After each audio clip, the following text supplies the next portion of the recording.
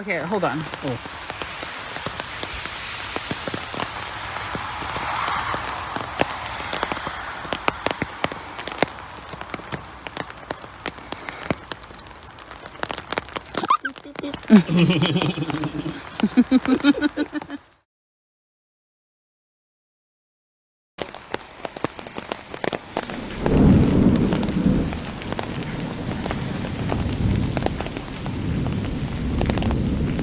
I must not fear. Fear is the mind killer. Fear is the little death that brings total obliteration. I will face my fear. I will permit it to pass over me and through me. And when it has gone past, I will turn the inner eye to see its path. Where the fear has gone, there will be nothing. Only I will remain. Dear Diary, fear. What is fear? I looked it up. Fear is a nervous system emotion. It's an increase in heart rate and blood pressure, changes in body temperature, thoughts, memories, which form together to become the emotion of fear. It's an emotional response that comes from distress and anxiety. More serious than that is when stress and anxiety sear into the nervous system. Fear can come forth sometimes at irrelevant times or ways when it shouldn't be happening.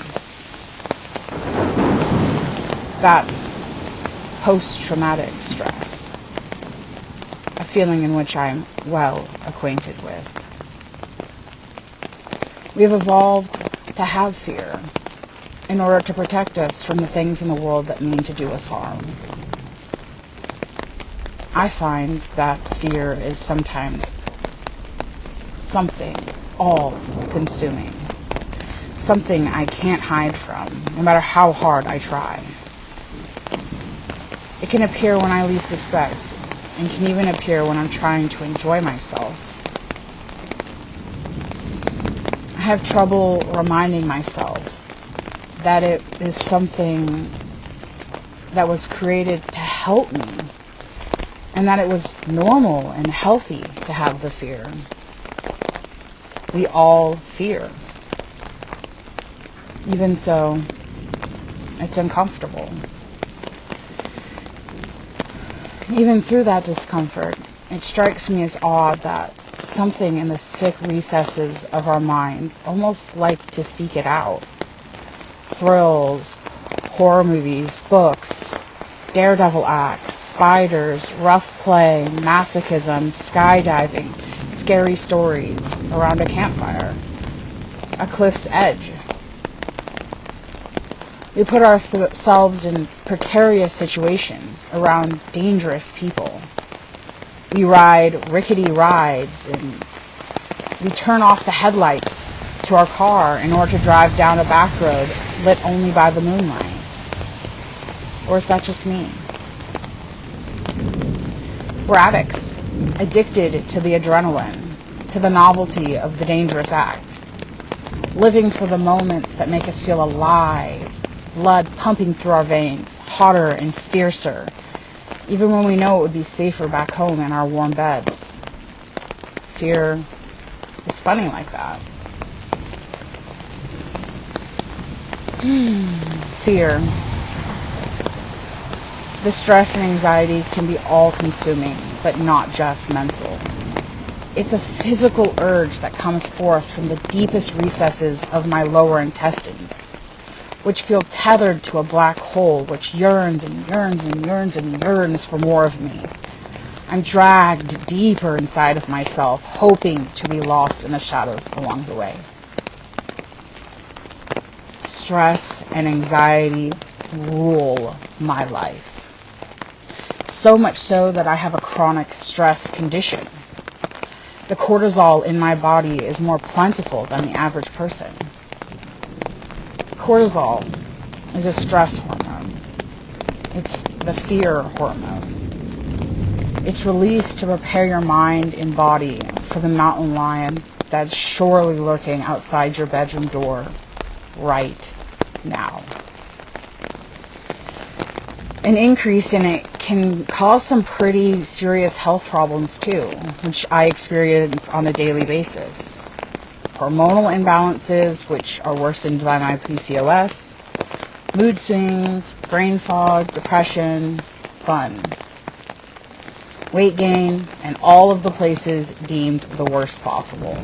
Around the face and the belly, sleep issues that make it difficult to sleep or wake up again, which causes so many other problems when you have to live on the schedule of the modern world around me. How did I get here? For me, the stress started the moment I took my first breath. The moment in which I became the unfortunate member of my family. Over time, my distress and anxiety became fear, and that fear morphed into its interactions with all people in all places, doing all things. I suppose it's bound to happen to someone that was abandoned by their parents, made into an orphan, but, what can I do? For years after escaping my captors, and yes, that's what they were, my heart would pound at the mere sound of a door closing in the stairwell of my apartment building. Even knowing I was halfway around the world from them, and knowing I was free from the clutches of their evil, even then, my mind would flood with cortisol and adrenaline, and my mind would prepare my body for the mental or physical abuse that was sure to come.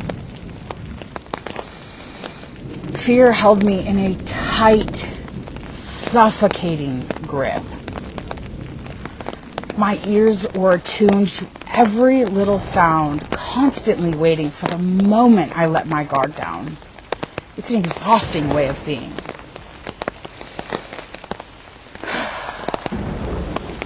More than anything, I'm afraid of being perceived. I go to great lengths to avoid this. I'll trap myself indoors for days, weeks, months if I could. My fear of perception is so deep, I worry about the people in their homes who might even peer out upon me as I walk down the sidewalk. I have a feeling there are a lot of other people who are just like me, though, who too share my fears. And for those who don't, you must be wondering now, how do you live a normal life then without being perceived? I don't. I've been fortunate enough, I guess you could say, that I've been able to get away from this for longer than is healthy. I have made sacrifices, lost friends, missed opportunities, made enemies, been hurt, been bruised and scarred and hidden. My fear, it holds me back. It keeps me from the life I deserve. The life I have always wanted. And the life I can see upon my eyelids as I close them right now. I see me among friends, traveling, living, loving, enjoying, seeing a world that I don't fear, and a world that accepts me for who I am and for whom I wish to be. But then I wake up, and it would seem that the life is but a dream within a dream.